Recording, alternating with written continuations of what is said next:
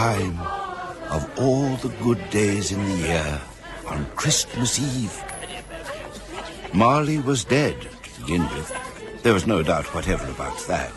This must be distinctly understood, or nothing wonderful can come of the story I am going to relate. The register of his burial was signed by the clergyman, the clerk, the undertaker, and the chief mourner. Scrooge signed it. And Scrooge's name was good upon change for anything he chose to put his hand to. Merry Christmas, sir. Bah! Humbug! Scrooge knew he was dead. Of course he did. How could it be otherwise? Scrooge and he were partners for I don't know how many years. Scrooge was his sole executor, his sole administrator, his sole friend, and sole mourner. But Scrooge was not so dreadfully cut up by the sad event, but that, excellent man of business that he was, he solemnized the day of the funeral by securing an undoubted bargain. Mr. Scrooge, sir. What is it? I wondered if I might take a coal for the fire in my office, sir. It's gone out. Then put on your muffler. I tell you, Cratchit, any more of these extravagant ideas and you and I must part company. Yes, sir. Very sorry, sir. Oh, but he was a tight-fisted hand at the grindstone, Scrooge. A squeezing, wrenching, grasping, scraping, clutching, covetous old sinner. Hard and sharp as flint, from which no steel had ever struck out generous fire. Secret and self-contained and solitary as an oyster. A Merry Christmas, Uncle Scrooge! Oh. God save you! Humbug!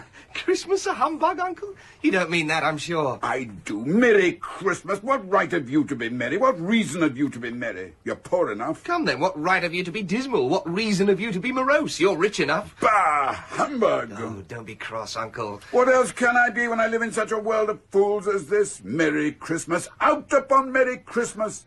What's Christmas time to you but the time for paying bills without money, a time for finding yourself a year older and not an hour richer? Uncle, at Christmas? If I could work my will, every idiot who goes about with Merry Christmas on his lips should be boiled with his own pudding and buried with a stake of holly through his heart. He should. Uncle. Nephew, keep Christmas in your own way and leave me to keep it in mine. Keep it, but you don't keep it. Let me have it alone, then.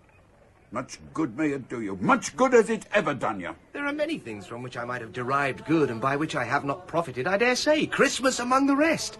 But I'm sure I've always thought of Christmas time as a good time.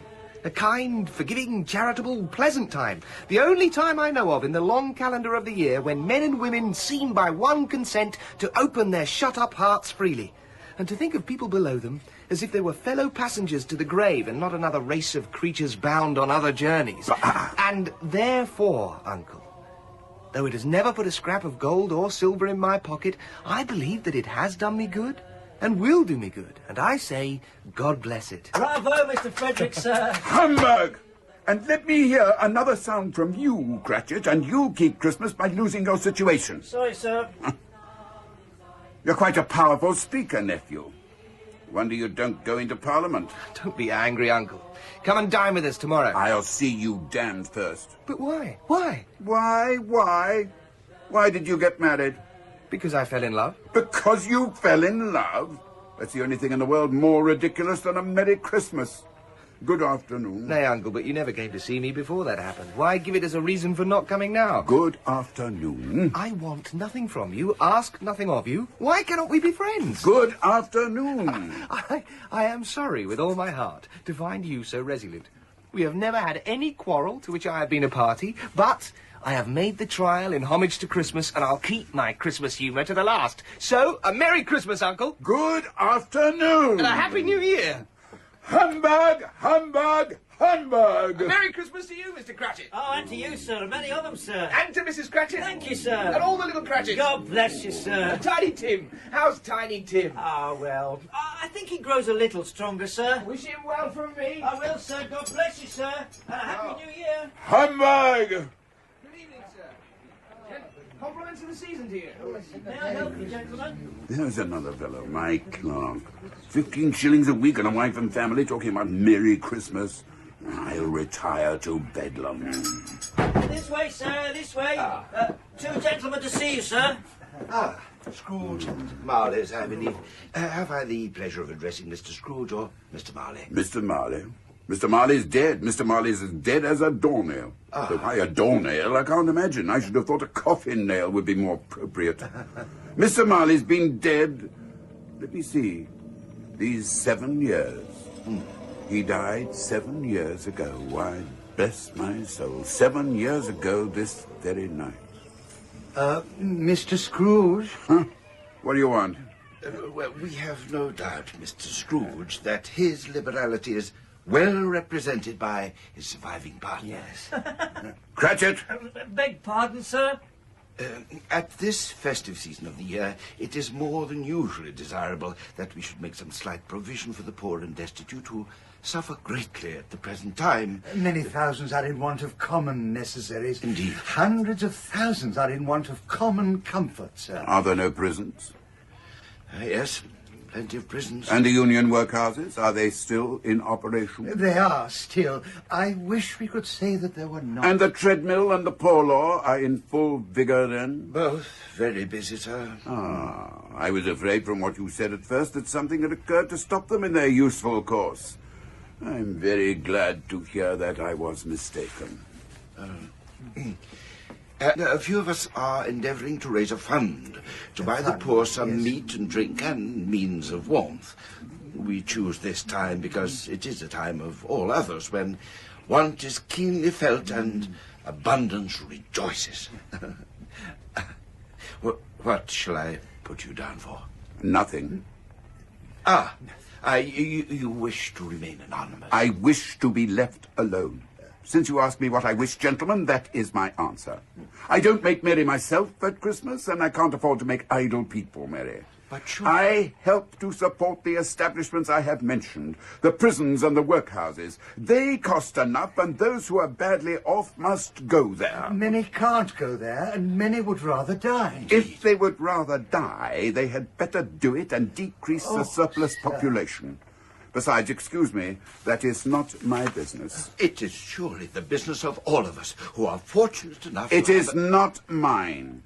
It's enough for a man to understand his own business and not to interfere with other people's. Mine occupies me constantly. Good afternoon, gentlemen. Good afternoon. But, Mr. Scrooge, my dear sir, please, Christmas. Christmas humbug! Oh. Good evening, sir. And you! You'll want the whole day tomorrow, I suppose. If quite convenient, sir. It's not convenient and it's not fair. If I was to stop £0.50 for it, you'd think yourself ill-used, I'll be bound. And yet you don't think me ill-used when I pay a day's wages for no work. It's only once a year, A sir. poor excuse for picking a man's pocket every 25th of December. But I suppose you must have the whole day. Oh, thank you, sir. Be here all the earlier the next morning. Oh, thank you, sir. God bless you, sir. And a merry, Hamburger! The office was closed in a twinkling, and the clerk, with the long ends of his white comforter dangling below his waist, for he boasted no greatcoat, went down a slide on Corn Hill at the end of a lane of boys 20 times in honour of its being Christmas Eve. And then home to Camden Town as hard as he could pelt to play at blind man's buff. Poulterers' and grocers' trades became a splendid joke, a glorious pageant with which it was next to impossible to believe that such dull principles as bargain and sale had anything to do.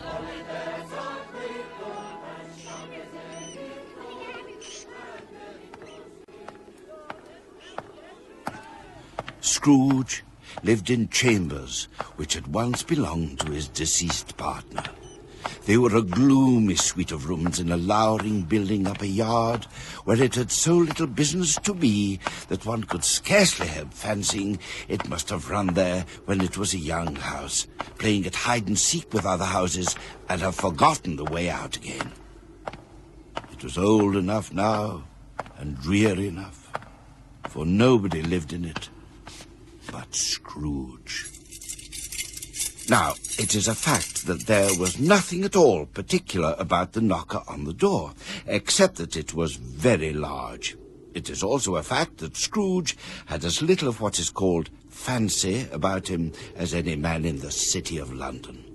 And then let any man explain to me, if he can, how it happened that Scrooge, having his key in the lock of the door, saw in the knocker, without its undergoing any intermediate process of change, not a knocker,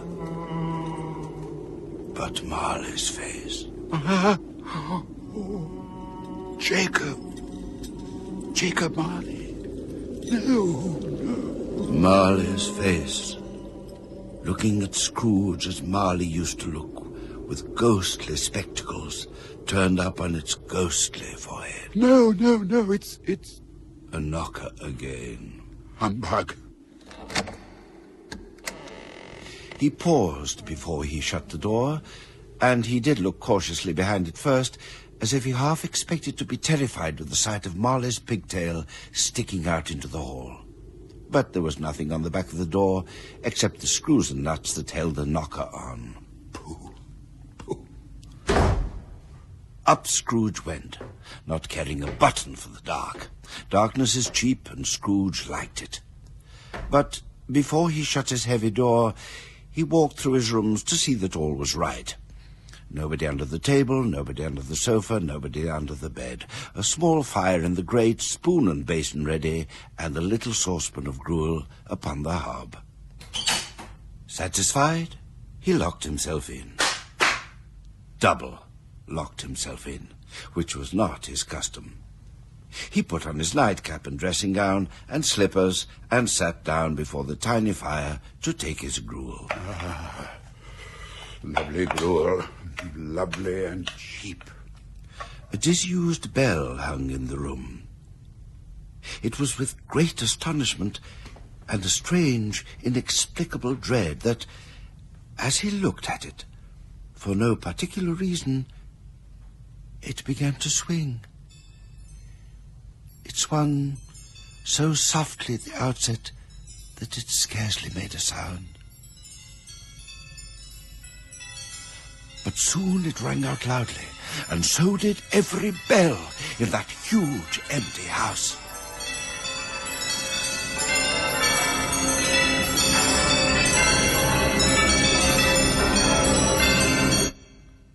Then, in the silence, from the cellar far below,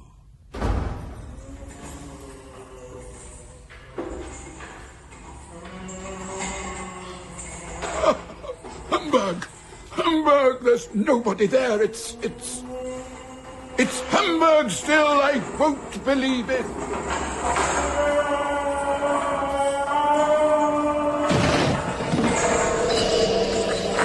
the same face, the very same. Marley, in his pigtail, usual waistcoat, tights and boots. The chain he wore was clasped about his knee. It was long and wound about him like a tail. It was made of cash boxes, keys, padlocks, ledgers, deeds and heavy purses wrought in steel. I don't believe it. I won't believe it. It's Ebenezer Scrooge. How now? What do you want with me? Much. Who are you? Ask me rather who I was. Who were you then? You're particular for a shade. In life, I was your partner, Jacob Marley. Will you... weren't you... Can you sit down? I can. Do it then. You don't believe in me. I don't. Why not? Why do you doubt your senses? Because any little thing can upset them. An upset of the stomach, indigestion, they become cheats. You may be an undigested bit of beef, a blot of mustard, a crumb of cheese, a fragment of underdone potato. There's more gravy than grave about you, whatever you are. Here, do you see this toothpick? I do. You're not looking at it. I see it, notwithstanding. Oh, well, I have but to swallow this to be for the rest of my days persecuted by a legion of goblins entirely of my own creation. It's all humbug, I tell you. Humbug! Mercy, dreadful apparition. Why do you trouble me? Do you believe in me or not? I do, I must. But why do spirits walk the earth, and why do they come to me? It is required of every man that the spirit within him should walk abroad among his fellow men and travel far and wide. And if that spirit goes not forth in life, it is condemned to do so after death. It is doomed to wander through the world. Oh, woe is me, and witness what it cannot share, but might have shared on earth and turned to happiness. Oh, woe, woe. You are fettered. Tell me why. I wear the chain I forged in life. I made it link by link and yard by yard. I girded it on of my own free will. And of my own free will, I wore it. Is its pattern strange to you? Well, I... Or would you know the weight and length of the strong coil you bear yourself? It was full as heavy and as long as this, 7 Christmases ago. You have labored on it since. It is a ponderous chain, Ebenezer. Jacob, old Jacob Marley, tell me more. Speak comfort to me, Jacob. I have none to give. A very little more is all that is permitted to me. I cannot rest. I cannot stay.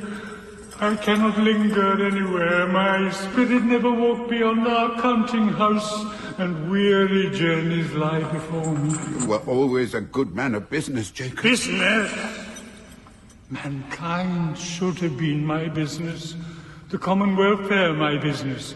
Charity, mercy, forbearance, and benevolence, all my business. At this time of the year, the rolling year, I suffer most. Why did I walk through crowds of fellow beings with my eyes turned down and never raise them to that blessed star which led the wise men to a poor abode? Well, Hear me, my time is nearly gone. Oh, I will. Only don't be hard upon me.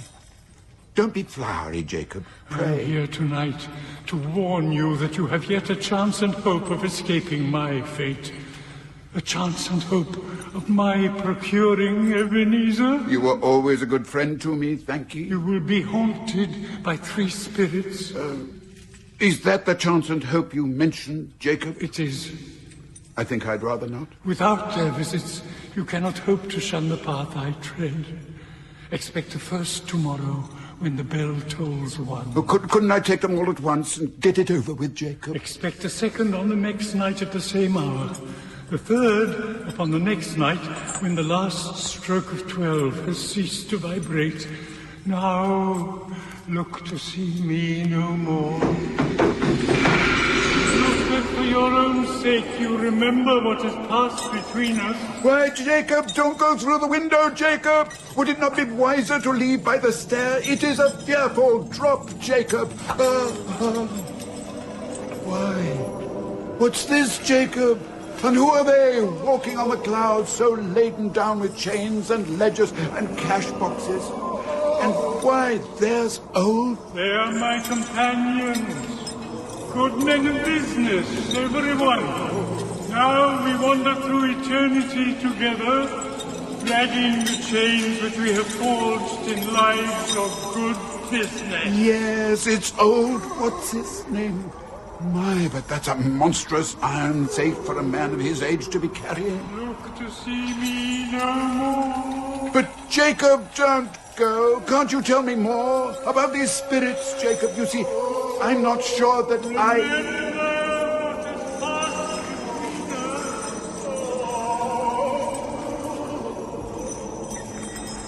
Whether these creatures faded into mist, or whether the mist enshrouded them, he could not tell. But they and their spirit voices faded together, and the night became as still and crisp as it had been. He tried to say, hum, but stopped at the first syllable. And being from the emotion he had undergone, or the fatigue of the day, or his glimpse of the invisible world, or the dull conversation of the ghost, much in need of repose, went straight to bed and fell asleep upon the instant. When Scrooge awoke, it was so dark that he could hardly distinguish the transparent window from the opaque walls of his chamber.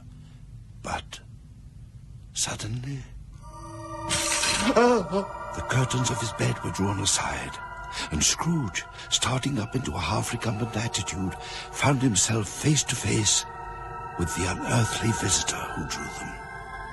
It was a strange figure, like a child, yet not so like a child as like an old man. Its hair was white, yet its face had not a wrinkle on it, and the tenderest bloom was on the skin. It held a branch of fresh green holly in its hand, and, in singular contradiction of that wintry emblem, had its dress trimmed with summer flowers. But the strangest thing about it was that from the crown of its head sprang a bright, clear jet of light. Are you the spirit whose coming was foretold to me? I am. Who and what are you? I am the ghost of Christmas past. Long past? No, your past. You dazzle me. You hurt my eyes. I pray you be covered. What? Would you put out with worldly hands the light I give? I didn't mean to offend. May I inquire what business brings you here? Your welfare. I'm much obliged, but I can't help feeling that a good night's sleep... Rise and walk with me. But the weather, the hour, my bed is warm and the night air outside must be... And I'm coming. Follow. What? Through the window? But I am mortal and liable to fall. Bear but a touch of my hand here, and you shall be upheld in more than this. Oh. As the words were spoken, they passed through and stood in the instant upon an open country road. Do you know where we are? Good heavens, I was bred in this place. I was a boy here. I was happy here. Do you recollect the way? Remember it? I could walk it blindfold. Strange to have forgotten it for so many years. Merry Christmas to ye, Mrs. Burgess. And to you, sir, and to you. Why, yes, it's Mrs. Burgess, lived at the Grange, and he's Davis the carter. A Merry Christmas! Keep on, come on, young keep on. Oh, a Merry Christmas, Mrs. Burgess and Mr. Davis. And to you, young Charlotte. Why, never young Tom. That's it. Charlotte Simpkins. That's her little brother, Tom. Merry Christmas to you, Charlotte. Why, they don't see me. These are but shadows of the things that have been. They have no consciousness of us. Oh, I should have liked... Well? I should have liked, well, to wish them a Merry Christmas for old times. What is Merry Christmas to you? Out upon Merry Christmas. What good has it ever done you?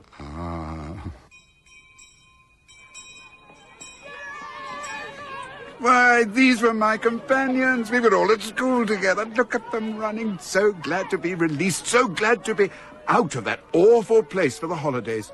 Going home for Christmas. The school is not quite deserted. A solitary child, neglected by his friends, is left there still. See? Look here. Oh, I know it.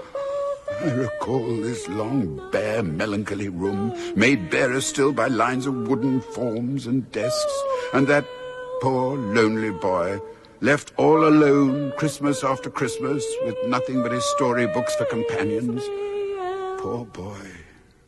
Poor boy. I wish... What is the matter? Oh, nothing. There was a boy singing a Christmas carol at my door last night. I should like to have given him something, that's all. Master Scrooge! Master Scrooge! Yes, sir. Yes, Coming, sir. Coming, sir. Where are you hiding? You might as well come out. You know I'll find you. I always find you. And when I do... Here, sir. In here, sir. I wasn't hiding. So this is where you're skulking. You've a visitor, Master Scrooge. A visitor? Hello, Ben. Oh, dearest sister. Ben. Ha! Fan! Little Fan! Oh, Ben, dear brother, I've come to bring you home. Home? But Fan! Father! Yes, home for good and all. Father is so much kinder than he used to be that home's like heaven. He spoke so gently to me one night when I was going to bed that I wasn't afraid to ask him once more if you might come home. And he said yes, you should, and sent me in a coach to bring you. And you're to be a man and never to come back here. Never! No, never, never, never. And we're to be together all the Christmas long and have the merriest time in all the world. Master Scrooge! You came in a coach, Fan. Where is it? In the drive outside. Come quickly, quickly! Master Scrooge! Fan! She was always a delicate creature whom a breath might have withered, but she had a large heart. So she had, you're right. I will not gainsay it, Spirit. God forbid. She died a woman and had, as I think, children. One child. Your nephew. Yes. Come! And the gloomy, dreary school, the prison of Scrooge's youth, was gone in a twinkling. They were now in the busy thoroughfare of a city, where shadowy people passed and repassed, where shadowy carriages and carts battled for the way, and all the strife and tumult of a real, substantial city assailed their senses. The ghost led Scrooge into a certain warehouse. Do you know this place? Know it? I was apprenticed here. Dick, Ebenezer, yo-ho, yo-ho. Now, where are you both? It's old Fezziwig. Bless his heart. He's Fezziwig alive again. Of you. Still at your labours, are you, on Christmas Eve? Why, there's Dick Wilkins, to be sure. Bless me. Yes, there he is. He was very much attached to me, was Dick.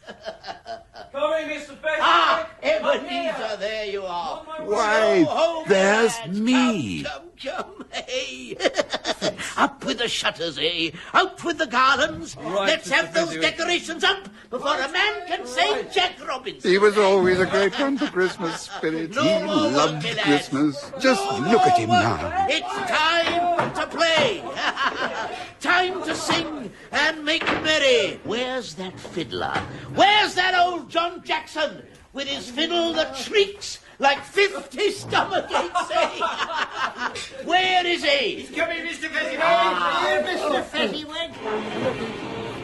And a Merry Christmas to you. And to you, old John, and to you. God bless you. Well, tune up, old fellow. Tune up, and let's have a catch to set our feet a tapping. Hey, up with the holly now, Dick. Come on. Higher there. Higher. Yeah, and the mistletoe.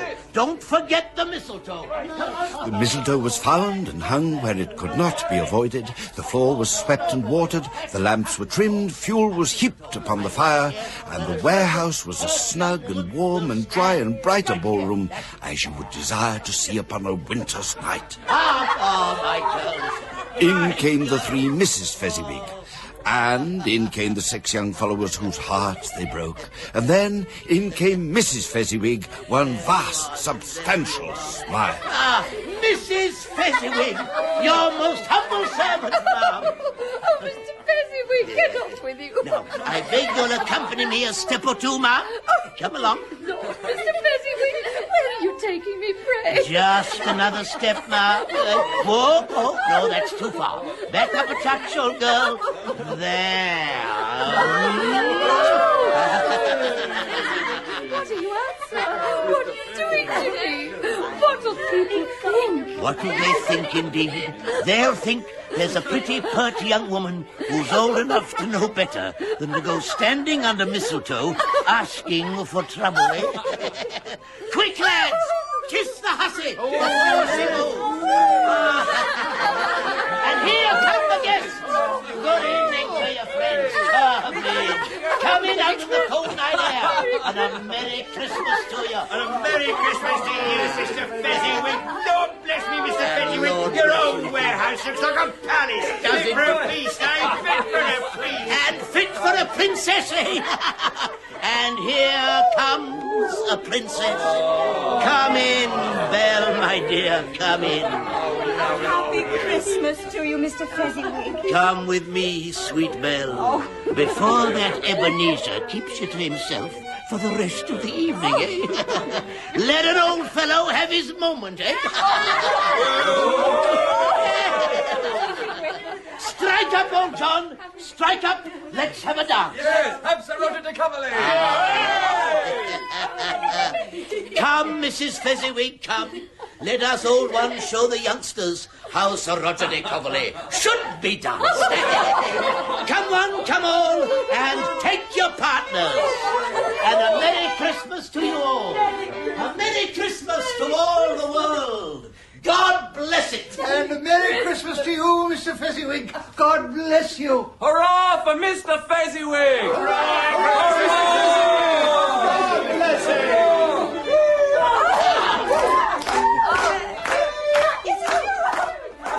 A small matter to make these silly folks so full of gratitude. Small? Is it not? He has spent but a few pounds of your mortal money, 3 or 4 perhaps. Is that so much that he deserves this praise? Oh, it isn't that. It isn't that, Spirit.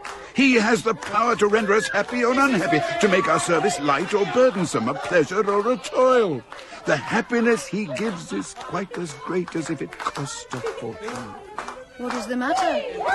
Nothing in particular. Something, I think. No. I should just like to be able to say a word or two to my clerk just now. That's all. My time grows short. Look here. But, Belle, how can you think that of me?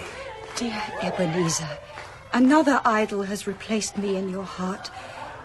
And if it can cheer and comfort you in time to come, as I would have tried to do, I have no just cause to grieve. What idol has displaced you? A golden one. You fear the world too much. All your other, finer hopes have merged into the hope of being beyond its sordid reproach. I have seen your nobler aspirations fall off, one by one, until the master passion, gain, engrosses you. Belle! I must release you. Have I ever sought release? In words? No, never. In what, then? In a changed nature. An altered spirit. Your proposed partnership in business with Jacob Marley, this has altered you most of all. It seems that to both of you, business is to be your entire world. There will be not space nor time for aught but business. Jacob is a good man. I grant you, a good man of business. But what has this to do with you and I? Tell me, and tell me truly, if this contract made between us when you were a boy and when we thought as one had never been, would you seek me out and try to win me now? Yes, oh, say yes. You think not? I would gladly think otherwise if I could. Heaven knows. Let us waste no more time on this conversation, Belle. No. Let us not. You may, I half hope you will, have pain in this parting, but I know that in a very brief time you will dismiss the recollection of it as an unprofitable dream from which you awoke in time. Oh, no. May you be happy in the life you have chosen. Goodbye, Ebenezer. Goodbye. No, fool, go after her. Beg her forgiveness. He cannot hear you. See, he is already engrossed in his ledgers and his columns of figures. That is where his heart lies. He has already made his choice. Oh, Spirit, show me no more. No more. Conduct me home. Why do you delight to torture me? I show you only what has been. What you have been. I see it and I feel it. Now take me home, I beg of you. My time is short. Yet there is one shadow more that you must see. No more. No more. I don't wish to see it. Show me no more. Look. Quietly, hide. She mustn't see us. Children. Oh, I could have sworn they were... What? Belle? She is a mother now and another's wife. Now, where did I put it? I get more absent-minded every day. Oh, you made me jump. A Merry Christmas, Mother. A Merry Christmas. Here. Oh, well, what's all this? What are these? Your presents, Mother. For Christmas. We've been saving and saving. And making. Yes, they have, Mother, all the year through. For the best mother in the world. I'll let go of that. Dick! And here, my dear, this is for the best wife in the world. Do you know, oddly enough, they both seem to be the same person. Oh, well, thank you, my dear. Look what I've got, Father. Look what I got for Christmas. I got a book, Father. Will you read it with me? Soon, my dear. Belle, I saw an old friend of yours this afternoon. Oh, who was it? Guess. How can I guess? £50 for 2 years at 7% compound interest. But where's your security, eh? Show me your security or I'll be forced to foreclose. Oh, I know. It's Mr. Scrooge. Mr. Scrooge it was. For nobody dares to call him Ebenezer anymore. Now he's Mr. Scrooge to all the world. I passed his counting-house window. As it was not shuttered and his candle was lit, I couldn't help seeing him, still counting up his endless lines of figures on Christmas Eve. His partner, Jacob Marley, lies upon the point of death, I hear. And there sat Ebenezer all alone. He'll be quite alone in all the world, I do believe. What a dreadful thing to be alone in the world. We'll never be alone, will we, Mother? Why, no, my dear. We have each other, haven't we? Yes, we have each other. Won't you play for us, Belle? Oh, my fingers are so stiff these days. Oh, yes, do play for us, Mother. We should sing tonight, celebrating Christmas Eve after all. No, we'll never be alone. We have each other, and the best father that ever was called father, to care for us all. To think that such another creature, quite as graceful and as full of promise, might have called you father, and been a springtime in the haggard winter of your life. Spirit, remove me from this place. I told you that these were the shadows of the things that have been, that they are what they are. Do not blame me. Remove me. I cannot bear it. Take me back. Haunt me no longer. The spirit's light was burning high, and seizing the huge extinguisher cap that it carried in its hand, Scrooge, by a sudden action... Leave me be! Leave me be! Pressed it down upon its head so that the extinguisher covered its whole form like a candle being snuffed out. Conscious of being exhausted and, further, to his surprise, of being in his own room once more, he gave the cap a parting squeeze before he sank into a heavy sleep.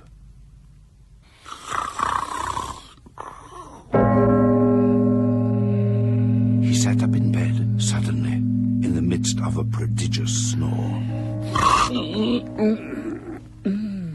1 o'clock, and nothing. Nobody. Nothing! A dream, all a dream! Jacob Marley, Marley's dead! Yet, though he was alone, he was acutely conscious of being the very core and centre of a blaze of ruddy light, which seemed to emanate from the adjoining room. He got up and softly shuffled in his slippers to the door. Ghost of the past! Ghost of humbug. It's all humbug. Ebenezer Scrooge! Come in! Ebenezer Scrooge!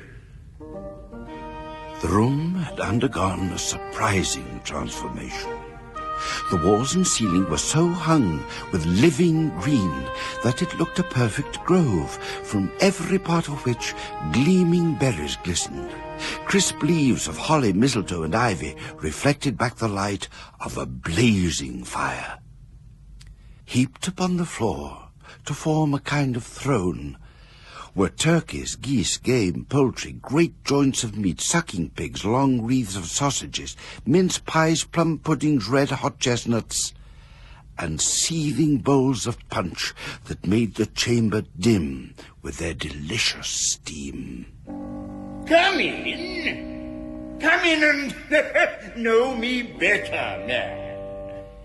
In easy state upon his couch, there sat a jolly giant, glorious to see, clothed in a vast green robe and with a wreath of holly on his head. He bore a glowing torch, in shape not unlike Plenty's horn, and held it up high to shed its light on Scrooge, as he came peeping round the door. Who are you? I am the ghost of Christmas present. Look upon me.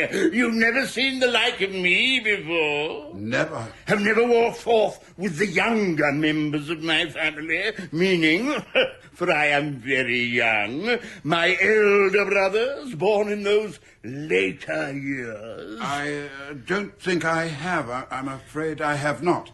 Have you had many brothers, Spirit? More than 1,800. A tremendous family to provide for. Oh, miserable man. Spirit, conduct me where you will. I went forth last night upon compulsion, and I learnt a lesson which is working now. Tonight, if you have aught to teach me, let me profit by it. Touch my robe!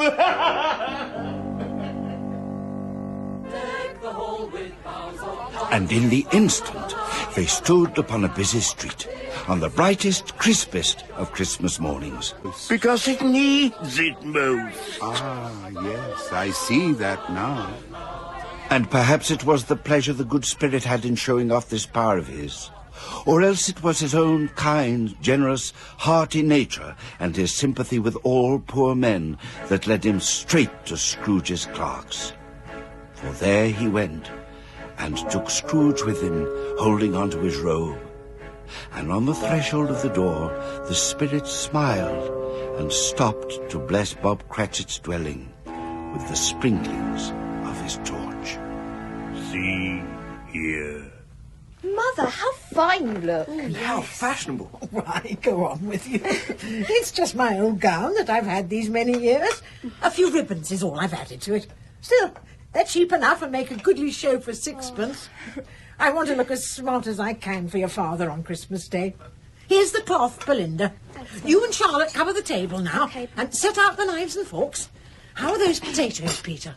Nearly done, Mother. Nearly done. Why are you talking in that funny voice, Peter? It's that old collar of father's. It's much too high for him, Mother. No, it's not. You look very smart, Peter. Look at him, though. He daren't turn his head for fear of cutting his ears off. Pay no attention to them, Peter. They're only jealous that you're so grown up now. Like the young gentleman, in fact. But what has ever got your precious father, though? And Tiny Tim. And Martha weren't as late last Christmas Day by half an hour. Oh, here's Martha, Mother. Oh, Martha. Oh, there's such a goose, Martha. Why, bless your heart alive, my dear. How late you are. Oh, we'd a deal of work to finish last night and had to clear away this morning, Mother. Well, never mind, so long as you are come. Sit ye down before the fire, my dear, and have a warm, Lord bless you. No, Martha, no. Here's father coming. Hide. Yes, hide, Mother. Hide quickly. Oh, So Martha hid herself, and in came little Bob, the father, with Tiny Tim upon his shoulder. Alas for Tiny Tim, he bore a little crutch and had his limbs supported by an iron frame. And, as he could not walk unaided, his father had been his racehorse and borne him at a canter all the way from the church. Oh, sorry, my dear. Here we are at last, then. Oh, there. Down you go, Tim. There now. Steady now. Sit yourself down here before the fire. There's my fine jockey. Why, where's our Martha? Not coming. Oh, no. Poor Martha. What? Not coming? Not coming on Christmas Day? I can't believe it. I know they work her far too hard at that place, poor lamb that she is, but, well, Christmas Day. Here I am, Martha! Oh, it's not fair to tease you. Martha! Now, come along, all of you, or the goose will be stone cold. Come on, Tim, lean upon me. Come and hear the pudding. hear it. Puddings don't make a noise. They don't speak. This one does, and better. It sings. It's out there in the copper now, singing away to itself. Come and hear. And how did Tiny Tim behave himself in church? Oh, as good as gold and better. He told me coming home that he hoped the people saw him sitting in the church because he was a cripple, and it might be pleasant for them to remember upon Christmas Day who it was made lame beggars walk and blind men see. I think he's growing stronger. Come along now. Oh, come along, Father. Yes, indeed. Come along. Yeah, let's have that goose onto the table for carving. Yes. Serve up the potatoes, Peter. Fetch the punch, Martha. Yes, Father. Belinda, Tim, Charlotte, come along now. Time for Christmas dinner. Such a bustle ensued that you might have supposed a goose to be the rarest of all birds. Mrs. Cratchit made the gravy hissing hot. Master Peter mashed the potatoes with incredible vigour. Miss Belinda sweetened up the applesauce. Martha dusted the plates.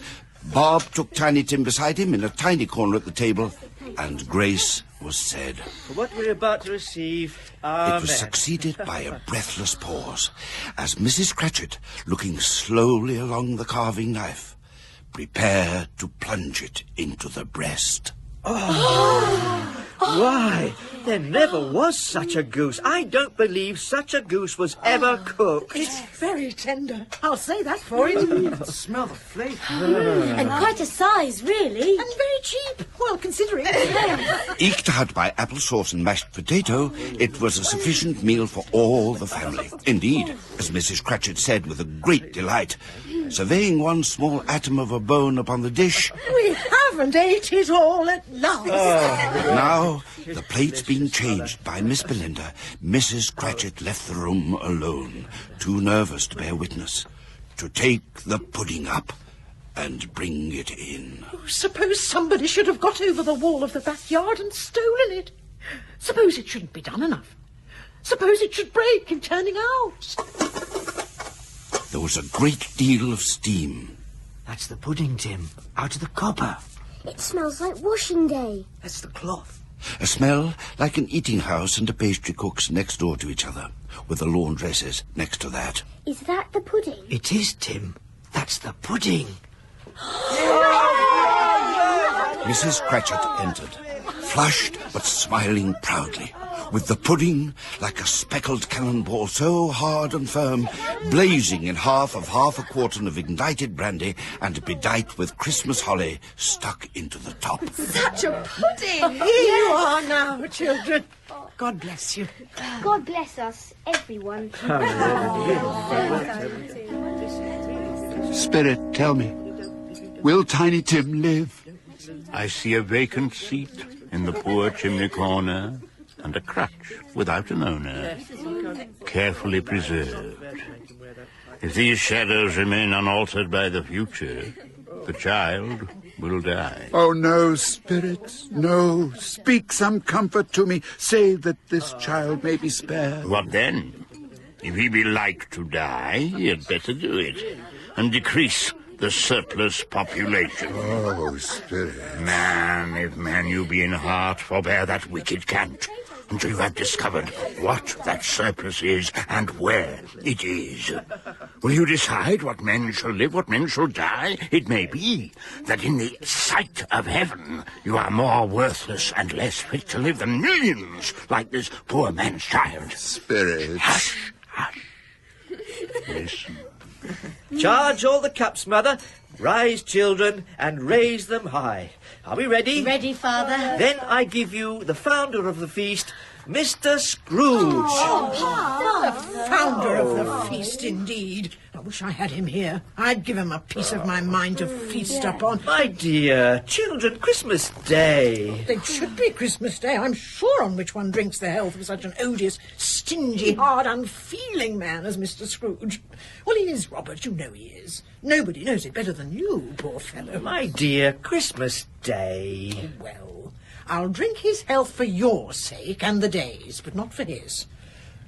Long life to him, a Merry Christmas and a Happy New Year. He'll be very merry and very happy, I have no doubt. Mr. Scrooge. Mr. Scrooge. And all of us, too. God bless us. God bless us, everyone. They were not a handsome family. They were not well dressed. Their shoes were far from waterproof and their clothes were scanty. But they were happy, grateful, pleased with one another, and contented with the time. And when they faded, Scrooge had his eye upon them, and especially on Tiny Tim, until the last.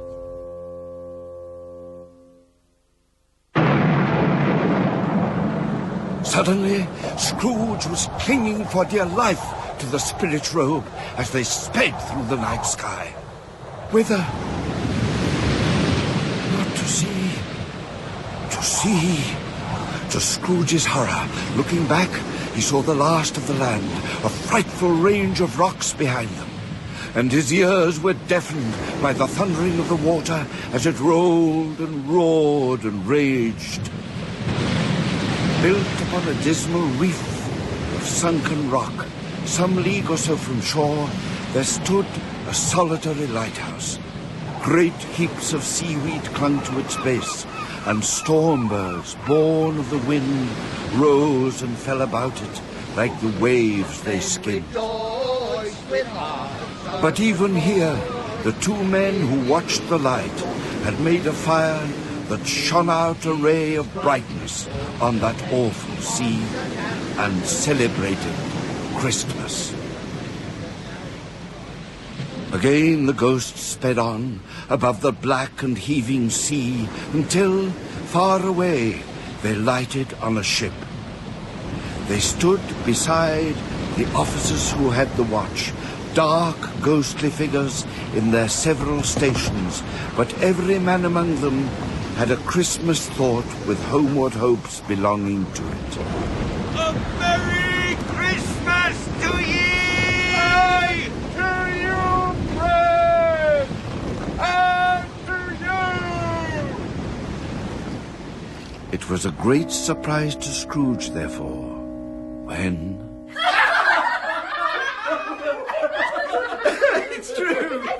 It's true, I tell you. He said Christmas was a humbug.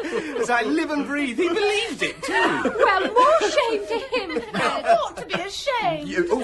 Indeed, he should indeed. It was an even greater surprise to find himself in the bright, dry, gleaming drawing room of his nephew's house. Present were his nephew, his niece by marriage, his niece by marriage's sister, and a young gentleman who clearly doted upon her. Well, I'm sorry for him. I couldn't be angry with him if I tried. Who suffers by his ill whims? Himself, always. Here, he takes it into his head not to dine with us. Well, what's the consequence?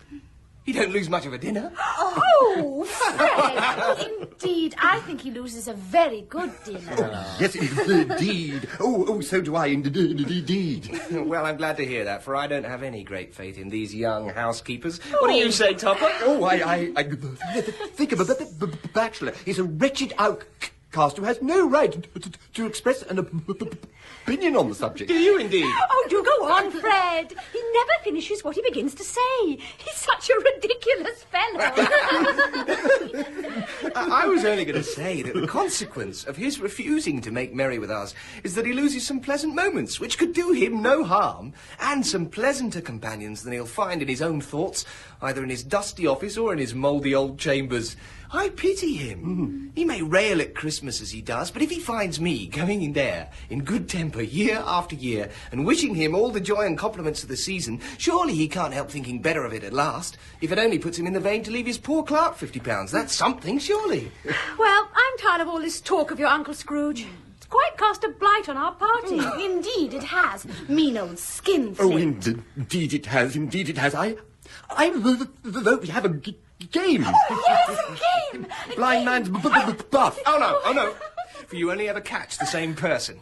And then we all have to sit by while you squeeze and pinch her for half an hour, pretending you don't know who it is. Let's play a new game. Let's play yes and no. Yes and no? I've never heard of it. How do you play that? Do you have to wear a blindfold? I've got a blindfold. No, you do not. Put the handkerchief away, Topper, and sit down. Oh. Now, I have to think of something, and you have to guess what it is. How do we do that? We're not mind readers. You ask me questions about it.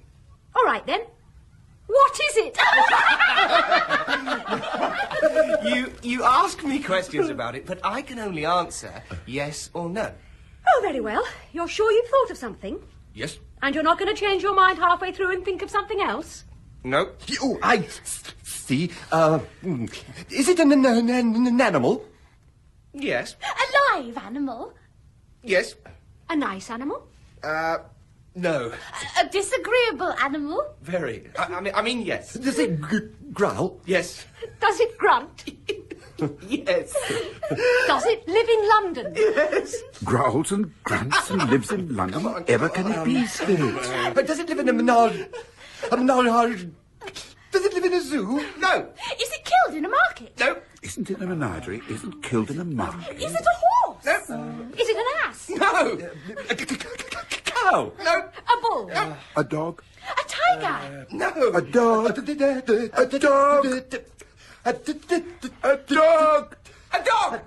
Yes! No. Oh. A pig? No. An elephant? No. A bear? No. A camel? A mule? No. A crocodile? No. A rhinoceros? I know! Fred, I know what it is. Well, what is it? Yes, what is it? What is it? It's your Uncle Scrooge. So it is! Uncle Scrooge! Oh, well. Yes, well, If it's your Uncle Scrooge, then the answer to is it a bear should have been yes. Well, he's given us plenty of merriment, I'm sure. And it would be ungrateful of us not to drink his health. Raise your glasses, friends, and join me. Uncle Scrooge. Uncle Scrooge. A Merry Christmas and a Happy New Year to the old fellow, whatever he is. He wouldn't take it from me, but he may have it nevertheless. Uncle Scrooge. And to you, Fred. Oh, yes. And to you. Oh. Well, come along now. There's a jug of mulled wine in the parlour going cold for lack of company. Come along, my dear. If you'll permit me, ma'am. And to you all, my dears, and to you all a Merry Christmas and the happiest of New Years. And, oh, they've gone. They didn't hear me. What matters is that you wished it to them. Tonight, that blessing is made by sick beds, and they are cheerful. To the wanderer to bring him close to home. To the struggling man, and he is patient in his greater hope. To the poor, and they are rich. It is made in almshouse, hospital, and prison, in misery's every refuge where vain man in brief authority has not made fast the door and barred the blessing out. We could see this and hear this, but my time is nearly done. Are spirits' lives so short? My life upon this globe is very brief. It ends tonight. Tonight? Tonight. At midnight. The time is drawing near. Forgive me, Spirit, but I see something strange and not belonging to yourself protruding from beneath the hem of your gown. Is it a foot or a claw? It might be a claw for all the flesh there is upon it. Look. Here. From the foldings of its robe, it brought forth 2 children. Wretched, abject, frightful, hideous, miserable. They were a boy and a girl. Where graceful youth should have filled their features out, a stale and shriveled hand like that of age had pinched and twisted them. Where angels might have sat enthroned, devils lurked and glared out menacingly. Oh, spirits, are they yours? They are man's. They cling to me, appealing from their fathers. This boy is ignorance. This girl is want. Beware them both, and all of their degree, but most of all, beware the boy.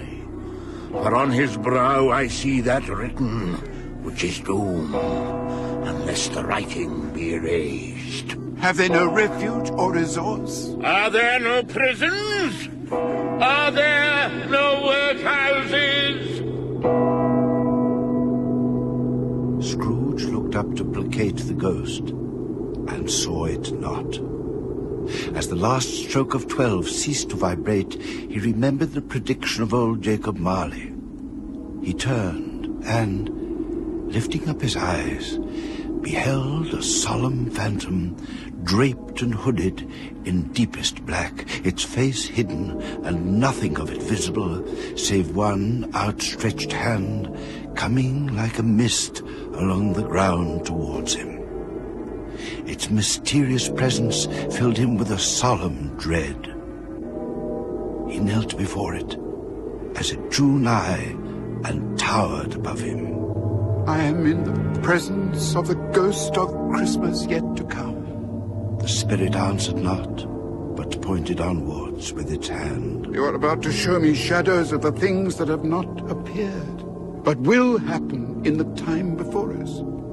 Is that so, Spirit? The spirit inclined its head. Ghost of the future, I fear you more than any spectre I have seen. But as I know your purpose is to do me good, and as I hope to live to be another man from what I was, I am prepared to bear you company and do it with a thankful heart. Will you not speak to me?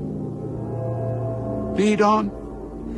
The night is waning fast, and it is precious time to me, I know. Lead on, Spirit. The city seemed to spring up out of the ground and encompass them. And there they were in the heart of it, on the exchange, among the merchants. Scrooge looked about in that very place to seek his own image. But another man stood in his accustomed corner. No, I don't know much about it either way. I don't care tuppence neither. I only know he's dead. When did he die? Last night, I believe. Why? What was the matter with him? Thought he'd never die. Well, what did he die of? God knows. What's he done with his money? I haven't heard. Left it to his company, I suppose. I mean, he'd nobody else. Hasn't left it to me. That's all I know. It's likely to be a very cheap funeral, for upon my life, I don't know of anybody to go to it. Not I, for one. He'd never have taken time off from his business to see me laid to rest. The phantom floated onwards, into an obscure part of the town, where the ways were foul and narrow, the people half naked, drunken, slipshod, ugly. Deep in this den of infamous resort, a hovel, half hidden under mountains of unseemly rags, masses of corrupted fat and offal, and sepulchres of bones, where sat a grey-haired rascal, smoking his pipe in all the luxury of calm retirement. Good day to you, old Joe. I was here first, I think. I think I have the advantage of you both, lady. Well, and there's a merry meeting to be sure. Why, yes, if we hadn't all three met here without meeting it. And you couldn't have met in a better place, Mrs. Dilber, my dear. The charwoman, the laundress, and the undertaker's man, eh? Come into my parlour, my dears. Come into my parlour. You were made free of it long ago, Mrs. Dilber, and the other two ain't no strangers, eh? We'll shut the door and be private, I think. You all made remarkable good speed, my dears. Remarkable good speed. You can't have been dead above an hour or two. What odds then, eh? What odds? Every person has a right to take care of themselves. Yeah. He always did. That's true indeed. No man more so, eh? We're not going to pick holes in each other's coats, I should hope. No, indeed, my dears. I should hope not, indeed. Very well, then. That's enough. Who's the worse for the loss of a few things like these? Not a dead man, I suppose. No, indeed. If he wanted to keep him after he was dead, wicked old screw, why wasn't he natural in his lifetime? If he had been, he'd have had somebody to look after him when he was struck with death, instead of lying, gasping out his last there. alone by himself. That's the truest word that was ever spoke. It's a judgment on him. It is, yeah. Open the bungalow, Joe, and let me know the value of it. Speak out plain. I'm not afraid to be the first. Well, now, sheets, towels, a little wearing apparel, 2 teaspoons, old-fashioned, a pair of sugar tongs, 3 boots. Now, let's think now. Oh, dear. I always gives too much to the ladies. It's a weakness of mine, and that's the way I ruin myself. Here. Just a minute. Is this all? If you asked me for another penny and made it an open question, I'd repent to being so liberal and knock off half a crown. Now then. Oh, Mr. Undertaker's man, let's see what you've brought me. Oh, seals, 2, pencil case, 1, sleeve buttons, 2, a brooch. Yeah, that's right. Of no great value. There. Not a penny more. And now, undo my bundle, Joe. Oh, now then, Mrs. Gilbert. And what have we here, eh? What do you call these, eh? Bed curtains. Bed curtains. You don't mean to say you took them down, rings and all, with him lying there? Yes, I do. Why not? You were born to make your fortune, Mrs. Gilbert, and you'll certainly do it. I certainly shan't hold my hand when I get something into it by reaching it out. For the sake of such a man as he was, I promise you. Now, don't you go dropping lamp oil upon them blankets now. His blankets? Who else do you think? Oh, dear me. Well, really? He's likely to take cold without him, I dare say. Yeah. I hope he didn't die of anything catching. Hey? What's that? Don't be afraid of that. I ain't so fond of his company that I'd loiter about for such things if he did. You may look through that shirt till your eyes ache, but you won't find a hole in it nor a threadbare place. It's the best he had, and a fine one too. I'd have wasted him if it hadn't been for me. What do you call wasting of it? Putting it on him to be buried in, to be sure. Somebody was fool enough to do it. Well, But I took it off again, and it can't look uglier than he did in that one. Well, here you are, Mrs. Gilbert, my dear. Here, take this. You've earned it. Oh, this is the end of it, you see. He frightened everybody away from him when he was alive, to profit us when he was dead.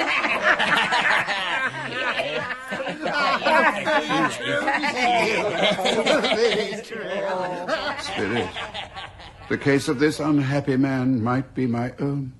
My life tends that way now. Heavens, what is this?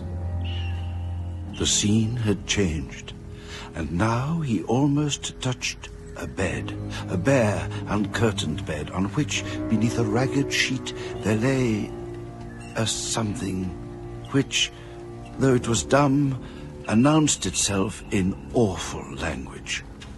Scrooge glanced towards the phantom. Its steady hand was pointed to the head. The cover was so carelessly adjusted that the slightest raising of it upon Scrooge's part would have disclosed the face. But he had no more power to remove the veil than he had to dismiss the phantom at his side. This is a dreadful, dark, and empty house. Not a man, woman, or child is here in this hour of cold, cold, rigid death to say, he was kind to me in this or that, and now, for the memory of one kind word, I will be kind to him. No sound save the gnawing rats. Spirits, this is a fearful place. In leaving it, I shall not leave its lesson. Let us go. Still the ghost pointed with an unmoved finger to the head. I understand you, and I would do it if I could. But I have not the power, Spirit. I have not the power. Oh, Spirit, let me see some tenderness connected with a death, or this dark chamber will be forever present to me. The ghost conducted him through several streets familiar to his feet, And as they went along, Scrooge looked here and there to find himself, but nowhere was he to be seen. They entered poor Bob Cratchit's house and found the mother and the children seated round the fire. They were quiet, very quiet. The noisy little Cratchits were as still as statues in one corner and sat looking at Peter, who had a book before him. And he took a little child and set him in the midst of them. Rest your poor eyes, Peter. I'm tired and red. Oh, dear. So am I. It's this sewing. It's the colour. It hurts my eyes. The colour? Black. Oh, no. Poor Tiny Tim. It makes them weak by candlelight, and I wouldn't show weak eyes to your father when he comes home for the world. Must be near his time. Past it, rather. But I think he's walked a little slower than he used to, these last few evenings, Mother. I've known him walk with Tiny Tim upon his shoulder very fast indeed. And so have I often. And so have I. And I. But he was very light to carry, and your father loved him so that it was no trouble at all. There is your father at the door. Oh. Good evening, my dears. Come along, Robert. Sit you down at the table. Your tea's ready for you. Here you are, Father. My, how well you're doing with your sewing. Be done long before Sunday. It's to be Sunday then, Robert? Sunday. It would have done you good to see how green a place it is, but you'll see it often. I promised him I would walk there for Sunday. Oh, my little child. My little child. Oh, dear Father. Father. There now, Robert. I saw Mr. Scrooge's nephew in the street. He asked me what was the matter, for I suppose I did look a little down. I told him. I scarcely know him, but he's such a pleasant-spoken fellow. He said, "I am heartily sorry for it, Mr. Cratchit," he said, "and heartily sorry for your good wife. If I can be of service to you in any way," he said, giving me his card, "that's where I live. Pray come to me." Now, it wasn't for the sake of anything he might be able to do for us, so much as for his kind way that was quite delightful. It really seemed as if he had known our little Tiny Tim and felt with us. I'm sure he's a good soul. You would be sure of it, my dear, if you saw and spoke to him. I shouldn't be at all surprised if he got our Peter a better situation. Oh, only hear that, Peter. And then Peter will be keeping company with someone and setting up for himself. Get along with you. Oh, it's just as likely as not. Yes. But, my dears, however and whenever we part from one another, I am sure we shall none of us forget poor Tiny Tim, shall we? Or this first parting there was amongst us? Never, Father. And I know, my dears, that when we recollect how patient and how mild he was, although a little child, we shall not quarrel easily amongst ourselves and forget poor Tiny Tim in doing so. No, Father, never. I am very happy. I am very happy. Oh. Mrs. Cratchit kissed him, and his daughter kissed him. The two young Cratchits kissed him, and Peter and he shook hands. Ah, spirit of Tiny Tim, thy childish essence was from God. Spectre, something informs me that our parting moment is at hand. I know it, yet I know not how. Tell me, what man that was whom we saw lying dead? No sooner the word than a churchyard. Here, then, the wretched man whose name he had now to learn lay underneath the ground. It was a worthy place, overrun with grass and weeds. The spirit towered like a column of smoke among the graves, and pointed down to one. Before I draw near to that stone to which you point, answer me one question. Are these shadows of the things that will be, or are they the shadows of the things that may be only? Still the spirit pointed downwards to the grave by which it stood. Men's courses will foreshadow certain ends, but if the courses are departed from, the ends will change. Say it is thus with what you show me. The spirit was immovable as ever. Scrooge crept towards it, trembling as he went, and, following the finger, read upon the stone of the neglected, overgrown, uncared-for grave. Ebenezer Scrooge, am I the man who lay upon the bed? No, spirit, oh, no, no, spirits, hear me. I am not the man I was. I will not be the man I must have been, but for this intercourse. Why show me this if I am past all hope? Good spirit, your nature intercedes for me and pities me. Assure me that I may yet change these shadows you have shown me by an altered life. I will honor Christmas in my heart and try to keep it all here. I will live in the past, the present, and the future. The spirits of all three shall strive within me. I will not shut out the lessons that they teach.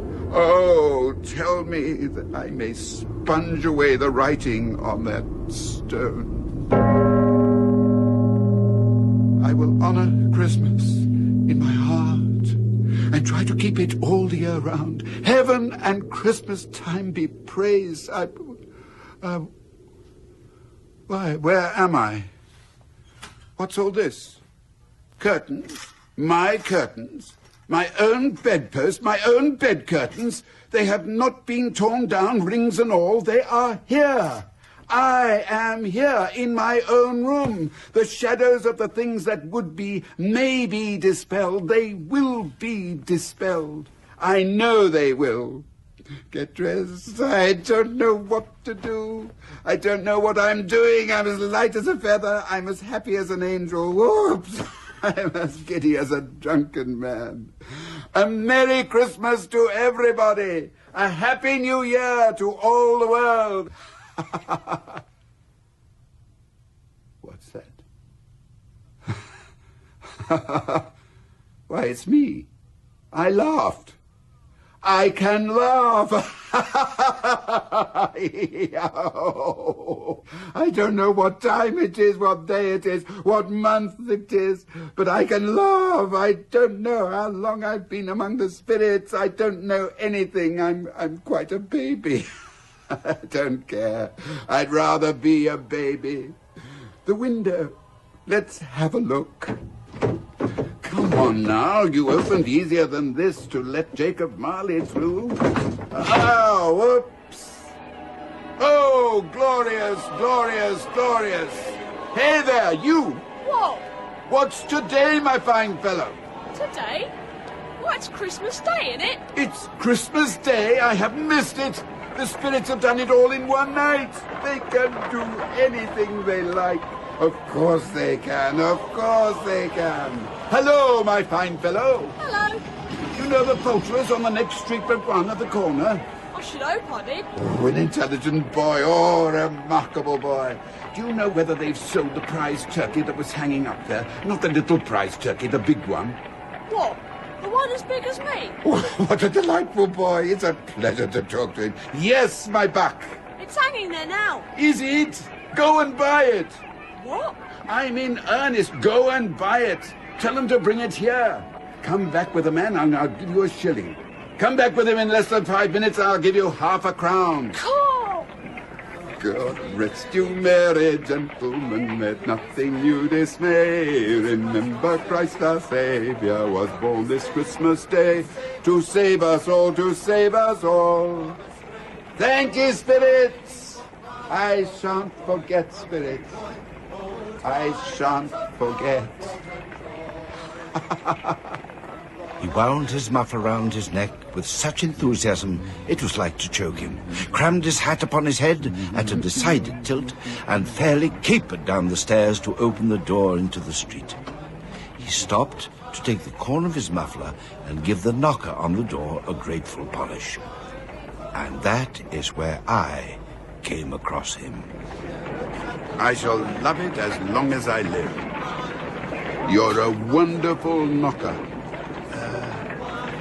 Mr. Scrooge. My dear sir, how do you do? I hope you succeeded yesterday. It was very kind of you to be so caring. A Merry Christmas to you, sir. Is it, Mr. Scrooge? It is, sir. It is. That is my name, and I fear it may not be pleasant to you. I humbly ask your pardon, sir. And will you have the goodness to let me present you with my note for £500? 5? Lord bless me. My dear Mr. Scrooge, are you serious? Oh, yes, if you please. Not a farthing less. A great many back payments are included in it, I assure you. Will you do me that favor? My dear sir, I don't know what to say to such gentlemen. Please don't say anything. Come and see me tomorrow. Will you come and see me, please? I will. Oh, thank you. I'm much obliged to you. Thank you 50 times. Bless you. Bless you. Well, thank you, sir. Thank you. God bless you. A Merry Christmas to you. What? What's that? A Merry Christmas to me? Why, yes, of course, a Merry Christmas to me. A Merry Christmas to me. Are you the gent wanting the bird? Ah, the turkey. My, was there ever such a turkey? Was there ever such a fine bird for a Christmas morning, eh? Yeah, my dear fellow. And now, my fine buck. Do you think you can carry that? Well, For 5 shillings? Oh, yes, sir. Then here we are. ½ a crown for fetching the man, and 5 shillings for the carrying. Now, follow me. You give me too much, sir. Here's your change. Oh, keep it, my dear fella. Keep it, and a Merry Christmas to you. Oh, well, and a Merry Christmas to you, sir. And many of them. Yes. And a Happy New Year. Yes, a Merry Christmas to me, to all of us. Come on, my lad, follow me. Where to, sir? Why, to Camden Town, to Bob Cratchit's. Come along, then, off we go. Uncle Scrooge? Fred, my dear fellow, wonderful to see you. A Merry Christmas to you. Uncle Scrooge, And are you all right? my pretty niece, may I? A Merry Christmas, my dear. Are you all right, Uncle? All right. Never better, Fred, my dear fellow. Fred. Yes, Uncle? Forgive my rudeness yesterday. Your invitation to dinner, does it still stand, Fred? Of course it does, Uncle. Then I'll come, if I may. If you may, you'll be the most welcome guest there. Oh, God bless you, Fred. God bless you. I want to have a serious talk with that friend of yours, Topper. Why, I didn't know you'd ever met Topper, Uncle. What do you want to talk to him about? It's high time he proposed to that sister of yours, my dear, and put himself out of his misery. Well, come along, my lad. Camden Town. Oh, and can we be sure to play that game? What game, Uncle? Why, yes and no, of course. What else? A Merry Christmas to you both. And a Merry Christmas to you, Uncle. Over that hall the moon shines bright. The bells of paradise I heard them ring, proclaiming our Saviour was born this night, and I love my Lord Jesus above anything. Bravo! Well done, Tim. Well done, lad. He learned it all by himself, too. Now it's Peter's turn. Yes. No, I can't. Yes, you can. Come on, Peter. Who can that be, I wonder? I'll go. But who on earth would be calling on Christmas morning? Cratchit. Oh, no. What does he want? He wants to come in. Oh, my goodness. Let him in, Peter. Let him in. Over here, children. Away from the fire. Mr. Scrooge, sir. Cratchit. Yes, sir? What do you mean by this? What? I said, what do you mean by it? Wait, it's Christmas, sir. Christmas? Only once a year, sir. No, I tell you what, my friend. I am not going to stand this sort of thing any longer. But, sir... And therefore, I'm going to raise your salary. Mr. Scrooge? Raise it, I'm going to double it. Well, don't look at me like that, eh? What's the matter with me? Something the matter with me? Mr. Scrooge, A Merry Christmas, Bob, my good fellow. A merrier Christmas than I've given you for many a year. I'll raise your salary and endeavour to assist your struggling family. And we'll discuss your affairs this afternoon over a Christmas bowl of smoking bishop. Mrs. Cratchit, my dear lady, I should like, if I may, to shake your hand. Oh, Mr. Scrooge. I give you my word, ma'am, that I shall no longer be the ogre of this family. And I hope that you'll let me, ma'am, after all you've suffered at my hands, be a friend. Oh, don't know what to say. Mrs. Cratchit, ma'am, outside is a young fella bent double under the weight of bird that I'd be glad if you'd accept and set about cooking for your real Christmas dinner. Oh. Fetch 'em both in, ma'am. Fetch 'em both in. Thank you, Mr. Scrooge. I think you'll find it a good deal bigger than Tiny Tim here. Well now, Tiny Tim, may I shake your hand, sir? Are you really Mr. Scrooge? I am. I must confess it. I cannot deny it. Why, sir?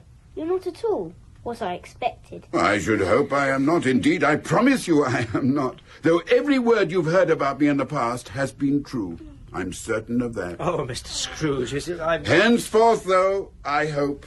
Well, I hope for many things, but with your father's permission, and you couldn't have a finer father, Tim, I know it, sir. we must set about getting you well, mustn't we? Good food and medicines and clean, fresh air and a Merry Christmas to you. A Merry Christmas to all of us. Merry Christmas. Merry Christmas, Mr. Scrooge. Quite well said.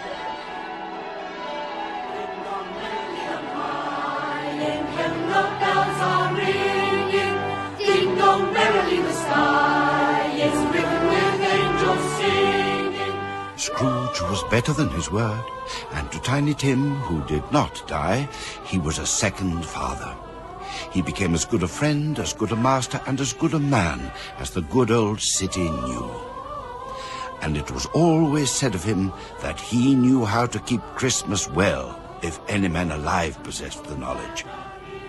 And may that be truly said of us. And so, as Tiny Tim observed, God bless us, everyone. Hosanna,